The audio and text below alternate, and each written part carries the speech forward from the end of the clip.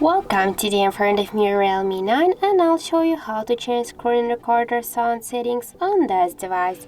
So first let's launch the settings application and after that scroll down to the system section, then tap to the screen recording, and now just here we can see the sound section.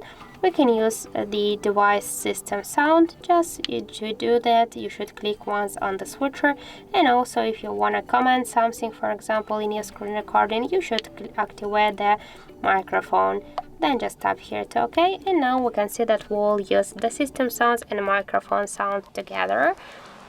If you want, you sure can use just separately this feature, so also the system sound, only the microphone sound, or only the system sound, or you can use them both together, or just you can don't use them, these two features, and your screen recording or video just will be muted.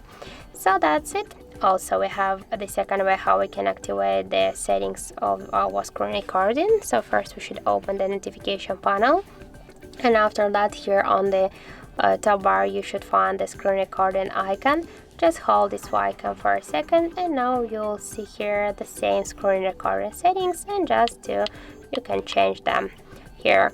So that's it. Thank you for watching, and if you find this video helpful, don't forget to leave a like, comment and to subscribe our channel.